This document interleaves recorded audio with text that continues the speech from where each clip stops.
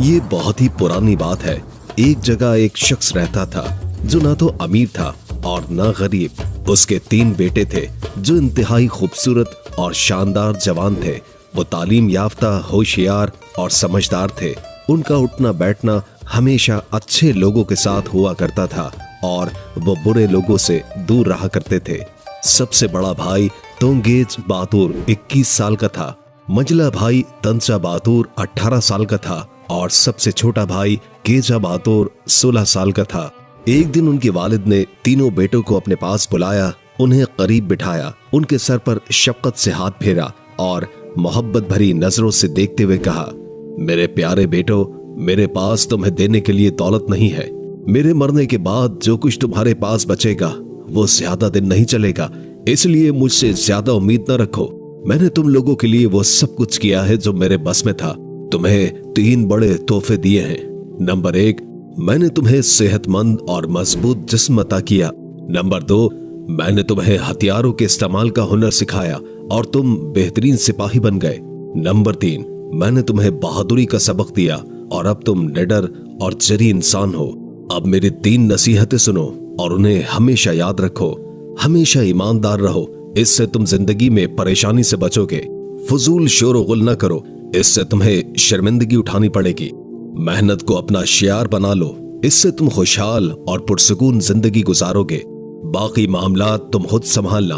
मैंने तुम्हारे लिए 3 घोड़े तैयार किए हैं, एक काला, एक भूरा और एक खाकी रंग का। साथ ही तुम्हारे थैलों में 1 हफ्ते के लिए काफी खुराक भी रख दी है ताकि तुम्हारे सफर में आसानी हो। अब तुम लोग सफर पर रवाना हो जाओ। दुनिया देखो और तजुर्बात हासिल करो। दुनिया को जाने बगैर इंसान मुकम्मल नहीं बन सकता।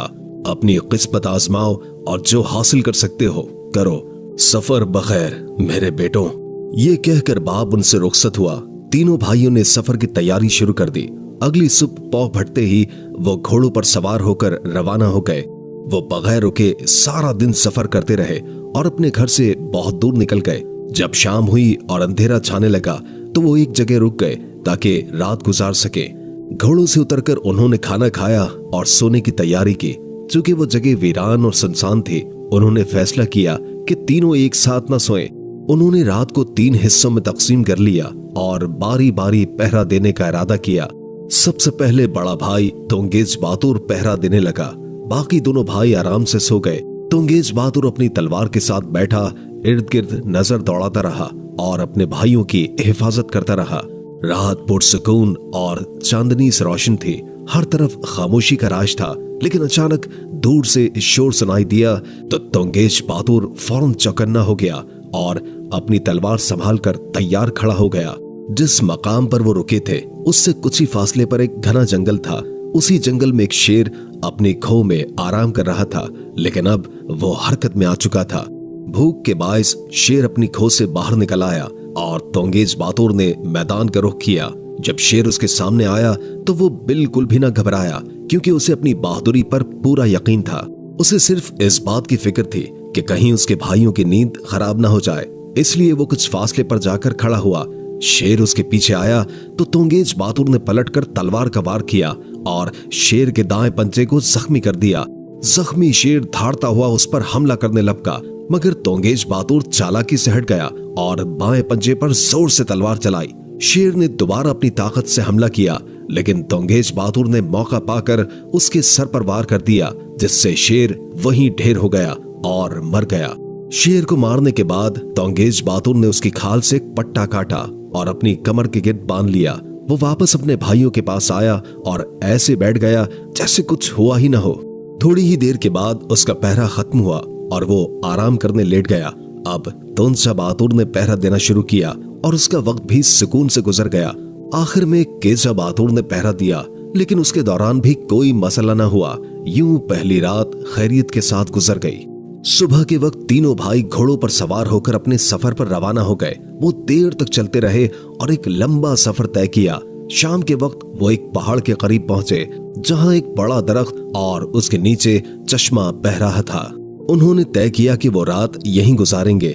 चश्मे के पास एक गार था जिसमें सांपों का बादशाह अजदर सुल्तान रहता था, मगर भाइयों को उसके बारे में कुछ भी मालूम न था।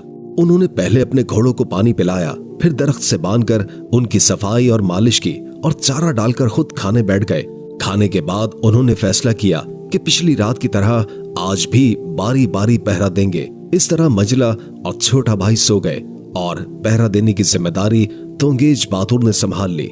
बड़े भाई तोंगेज बहादुर ने पहरा देना शुरू किया, लेकिन इसकी बारी में कोई खास वाकया पेश नहीं आया।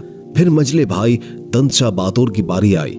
चांदनी रात थी, हर तरफ खामोशी और सुकून था। अचानक एक शोर ने खामोशी को तोड़ दिया।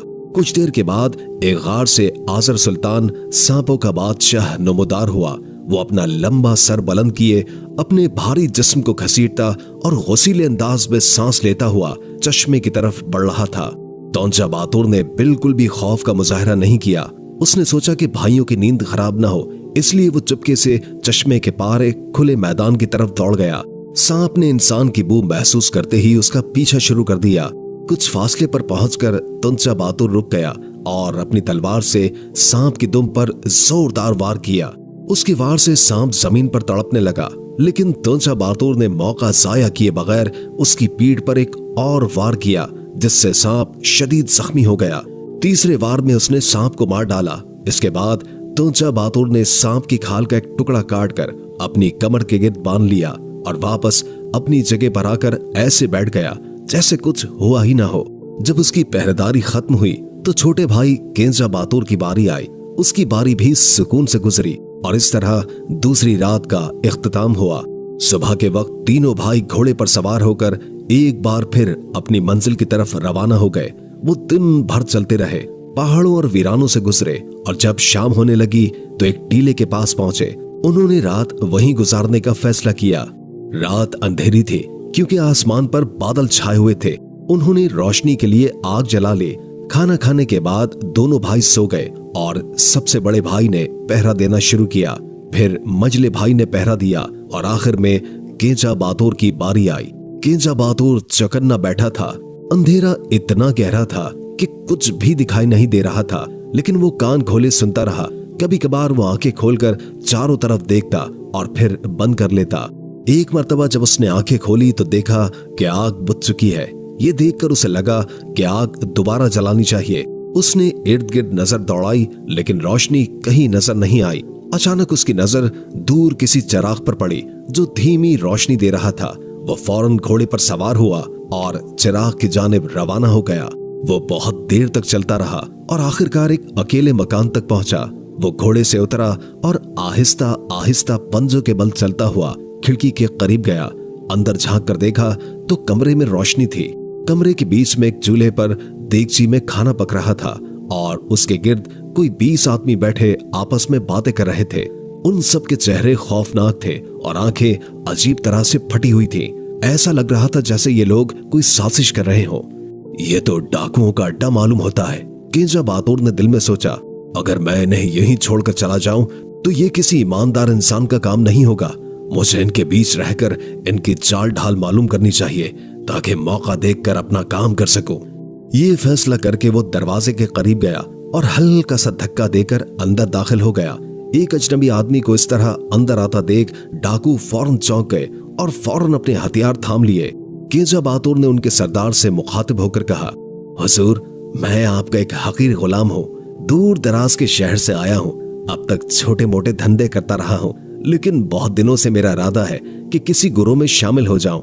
आपके जैसे किसी ताकतवर गुरु की तलाश में था। आज किस्मत ने मुझे आपका पता दे दिया और मैं आपके कदमों में हाजिर हो गया हूँ। उसने अपनी बात को जारी रखते हुए कहा, आपका करम होगा अगर आप मुझे अपने गुरु में शामिल कर लें।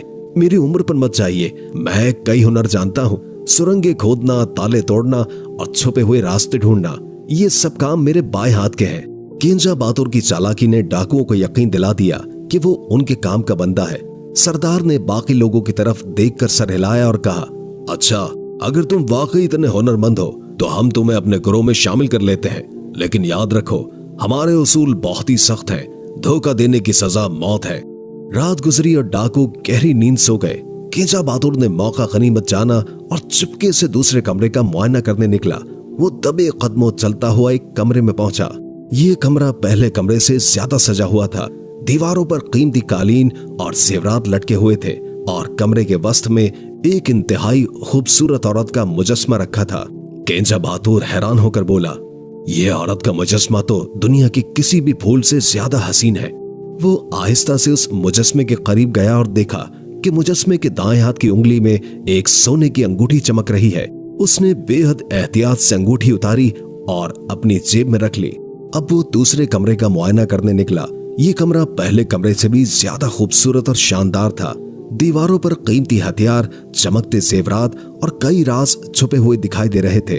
केंजा बहादुर ने सोचा, ये लोग बहुत दौलतमंद हैं, लेकिन मुझे भी यहाँ मजीद राजों को समझना होगा ताकि सही वक्त पर इनके मंसूबे नाकाम कर सकूं। जब रात का सन्नाटा छाया हुआ था, केंजा बहादुर तीसरे कमरे की तरफ बढ़ा। ये कमरा पहले दो कमरों से ज्यादा शानदार और हसीन था। दीवारों पर हल्के गुलाबी रंग के रेशम के पर्दे लटक रहे थे, जिन पर बारीक कढ़ाई से खूबसूरत फूल बने हुए थे।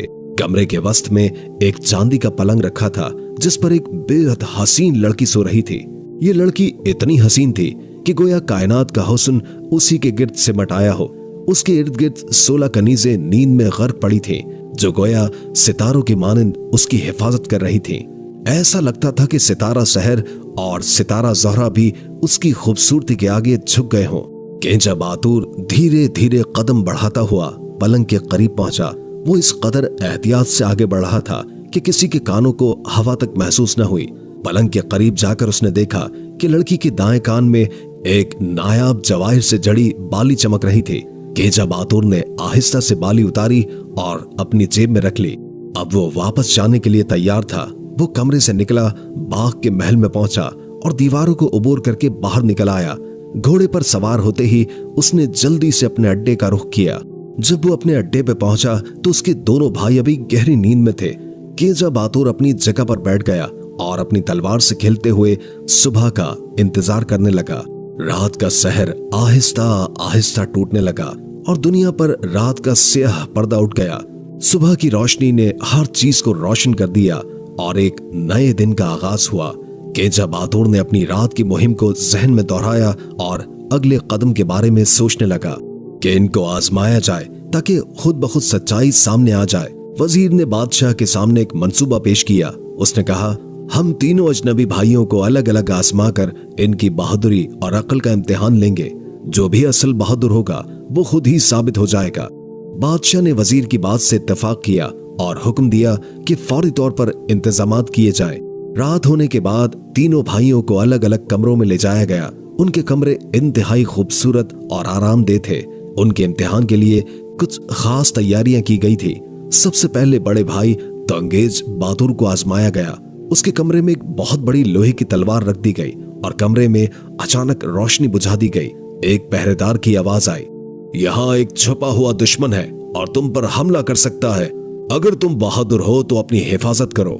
तंगेज बहादुर ने फौरी तौर पर तलवार उठाई और अंधेरे में दुश्मन को तलाश करने लगा, लेकिन जब कुछ न मिला तो वो थक हार कर वापस बैठ गया।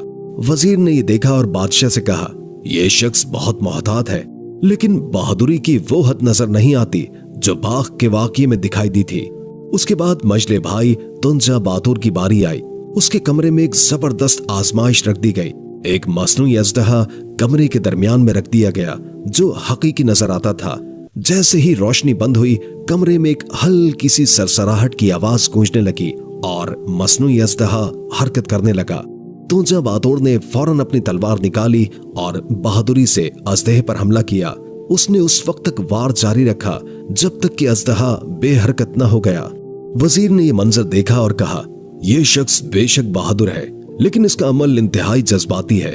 हो सकता है कि ये शहजादियों की चीजें चुराने वाले बहादुर से मुख्तलिफ हो। आखिर में सबसे छोटे भाई केंजा बहादुर को आजमाया गया। उसके कमरे में कुछ इंतहाई कीमती खजाने रख दिए गए और कमरे के मुख्तलिफ हिस्सों में जाल लगा दिए गए। जैसे ही रोशनी बुझी, एक खुफिया दरवाजे से 2 मुहाफिज नमूदार हुए और खजाने की हिफाजत का ड्रामा करने लगे। केंजा बहादुर ने फौरी तौर पर हालात का जायजा लिया। वो मुहाफिजों से लड़ने के बजाय उनके करीब गया और उनसे बातचीत शुरू की। केंजा बहादुर ने उनसे कहा, ये खजाने तो बहुत कीमती लगते हैं, लेकिन इनको यहाँ छोड़ना खतरनाक है। बेहतर है कि इनकी हिफाजत के लिए मुझे भी तैनात किया जाए। उसकी बातों और चालाकी ने मुहाफिजों को हैरत में डाल दिया और वो जाल में फंसने के बजाय तमाम हालात पर काबू पा गया। वजीर ने ये सब देखा और बादशाह से कहा, यही वो शख्स है जो बहादुरी के साथ अक्ल और समझदारी का इस्तेमाल भी करता है। ये यकीनी तौर पर बाग में होने वाले वाक़ये का असल हीरो है। बादशाह ने तीनों भाइयों को अपने दरबार में बुलाया और उनके सामने खजाने और शहजादियों की चोरी शुदा चीजें पेश की। बादशाह ने कहा, जो भी इन चीजों का असल हकदार है वो आगे बढ़कर इन्हें पहचाने और अपना दावा करे। किंजा बहादुर ने कदम आगे बढ़ाया और अंगूठी और बालियां निकालकर बादशाह को पेश की। उसने तमाम वाकया बयान किया कि किस तरह उसने बाग में डाकुओं को मारा और शहजादियों की हिफाजत की। बादशाह और उसके दरबारी उसकी बहादुरी और चालाकी से मुतासिर हुए। बादशाह ने किंजा बहादुर को अपनी फौज का सिपह सालार मुकर्रर किया और उसे बड़े इनामात से नवाजा। तीनों भाइयों ने बादशाह का शुक्रिया अदा किया और अपने नए सफर की तैयारी करने लगे।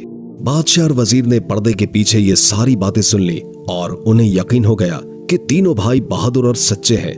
बादशाह ने वजीर से कहा, ये नौजवान वाकई गैर मामूली है, हमें इनकी सलाहियतों का एतराफ करना चाहिए और इनका मुनासिब सिला देना चाहिए। वजीर ने कहा, बादशाह सलामत, अगर इजाजत हो तो एक तजवीज पेश करूं। बादशाह ने कहा, कहो वजीर। वजीर ने कहा, तीनों भाइयों को इज्जत व इनाम देकर महल में आला ओहदे पर फाइज करें ताकि ये अपनी बहादुरी और दानिशमंदी से रियासत की खिदमत कर सकें। बादशाह ने इस तजवीज से इत्तफाक किया और तीनों भाइयों को दरबार में बुलाया। जब तीनों नौजवान दरबार में हाजिर हुए तो बादशाह ने उनसे कहा, हमने तुम्हारी बातें सुन ली हैं और तुम्हारी बहादुरी और सच्चाई से बेहद मुतासिर हुए हैं। तुम जैसे बहादुर लोग बादशाहत के लिए कीमती सरमाया होते हैं। बादशाह ने तोंगेज बहादुर को शाही फौज का कमांडर मुकर्रर कर दिया। तोंचा बहादुर को रियासत के दिफाई मुशीर का ओहदा दिया और किंजा बहादुर को अपना खास मुशीर और महल के राजों का निगहबान बना दिया। उसके साथ ही बादशाह ने उन्हें इनामात से नवाजा जिनमें सोने, चांदी और जमीनों के बड़े बड़े टुकड़े शामिल थे।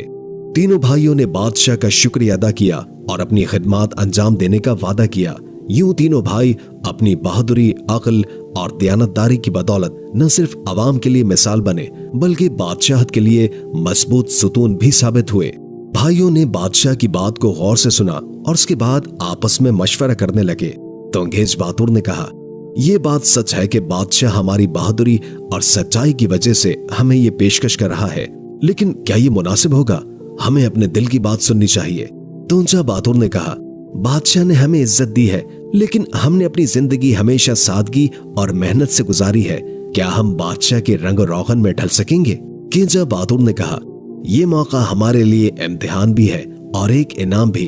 अगर हम अपनी मेहनत और दयानतदारी के उसूलों पर कायम रहे तो बादशाह की ये पेशकश कबूल करना कोई बुरी बात नहीं होगी। तीनों भाइयों ने मशवरा करने के बाद बादशाह को जवाब दिया। तोंगेज बहादुर ने कहा, बादशाह सलामत, हमें आपकी पेशकश कबूल है, लेकिन हम ये वाजे करना चाहते हैं कि हम अपनी मेहनत और सच्चाई के उसूलों पर कायम रहेंगे। अगर आपकी बेटियां हमारी सादा जिंदगी को कबूल करने के लिए तैयार हैं, तो हमें ये रिश्ता कबूल होगा। बादशाह ने खुश होकर कहा, यही तो मैं चाहता हूँ। मेरी बेटियां भी आप जैसे बहादुर और सच्चे लोगों के साथ अपनी जिंदगी गुजारने के लिए तैयार है। चुनाचे बादशाह ने बड़े धूमधाम के साथ तैयारी शुरू की। 40 दिन तक पूरे शहर को दावत दी गई और हर तरफ खुशियां मनाई गई। तीनों भाइयों की बादशाह की बेटियों से शादी हुई और ये शादी सच्चाई, मेहनत और इज्जत की एक जिंदा मिसाल बन गई। बाद में तीनों भाइयों ने न सिर्फ अपने ससुराल बल्कि पूरे मुल्क की भलाई के लिए काम किया। उनकी दयानतदारी और बहादुरी ने बादशाहत को एक नई बुलंदी तक पहुंचा दिया और वो हमेशा अवाम में महबूब रहे। तोते की बात सुनकर उसके रिश्तेदारों ने कहा, ये तो सच है, तुम्हें अपने वादे को पूरा करना चाहिए और बादशाह से खिलाफ वर्जी नहीं करनी चाहिए, लेकिन तुम्हारी तकलीफ भी समझने वाली है। तोता मुस्कुराकर बोला, मैं जानता हूँ, लेकिन मेरे लिए मेरा वादा बहुत अहम है। ये वादा सिर्फ मेरे लिए नहीं बल्कि मेरे बादशाह के लिए भी है, जिसने मुझे आजादी दी और मुझ पर एतमाद किया। मैं नहीं चाहता कि मेरा वादा तोड़कर उसका एतमाद टूटे। ये कहते हुए तोते ने अपने रिश्तेदारों से अलविदा लिया और दोबारा कैद में जाने के लिए तैयार हो गया। 6 दिन की मसाफत के बाद बादशाह के दरबार में वापस पहुंचा। बादशाह ने जब तोते को वापस आते देखा तो उसके दिल में एक नई गहरी खुशी की लहर दौड़ गई। वो जानता था कि उसके तोते ने अपने वादे को पूरा किया है और ये उसकी दयानतदारी का मुंह बोलता सबूत था। बादशाह ने कहा, तुमने मुझे सच का पता दिया और तुम्हारे इस वादे ने मुझे हैरानकुन तौर पर मजबूत कर दिया। तुम्हें इसकी सजा नहीं मिलनी चाहिए, बल्कि तुम्हें इनाम दिया जाना चाहिए। केंजा बहादुर ने बादशाह की बातों को सुना और कहा, बादशाह सलामत, मैं भी तोते की तरह अपने वादे को पूरा करने आया था। मैंने आपको बचाया था और मैं कभी नहीं चाहता था कि आपको कोई नुकसान पहुंचे। बादशाह ने केंजा बहादुर को गले लगाते हुए कहा, अब मैं समझ गया हूं कि तुम एक वफादार और सच्चे इंसान हो। मेरी गलतफहमी और वजीर की बातों ने तुम्हें सजा दी, मगर अब तुम्हें आजादी मिलेगी। केंजा बहादुर को आजाद कर दिया गया और उसके बाद बादशाह ने अपनी बेटी के साथ उसकी शादी कर दी। बादशाह ने उस दिन से अपने दरबार में इंसाफ और सच्चाई का हमेशा ख्याल रखा और केंजा बहादुर के साथ अपने ताल्लुकात को मजीद मजबूत किया। ये कहानी हमें एक अहम सबक सिखाती है कि इंसान को अपनी आजादी और इज्जत को किसी के हाथों ना जाने देना चाहिए, चाहे हालात कुछ भी हो। तोते का बादशाह के खिलाफ चालाकी से काम लेना और लौटने का इरादा करना इस बात की अलामत है कि किसी की नेक नियति पर शक करना और उसका फायदा उठाने की कोशिश करना आखिरकार नुकसानदेह होता है। वजीर का जाल, बादशाह की गलतफहमी और तोते की जान का जिया इस बात का इशारा है कि बदगुमानी और लालच इंसान को बर्बादी की तरफ ले जाती है। लेकिन जब बादशाह ने हकीकत का पता चलाया तो उसका पछतावा और शर्मिंदगी इस बात को जाहिर करती है कि इंसान को अपने फैसलों के नताइज का सामना करना पड़ता है। केंजा बहादुर की सादगी और ईमानदारी ने उसको बादशाह के दरबार से ज्यादा सुकून और खुशी फराहम की। उनकी मेहनत और अपनी जमीन पर रहकर जिंदगी गुजारने का फैसला उन्हें हकीकत में कामयाब बना देता है। वो न सिर्फ अपने वतन वापस लौटते हैं, बल्कि अपनी जिंदगी को अपनी मेहनत और ईमानदारी से कामयाब बनाते हैं।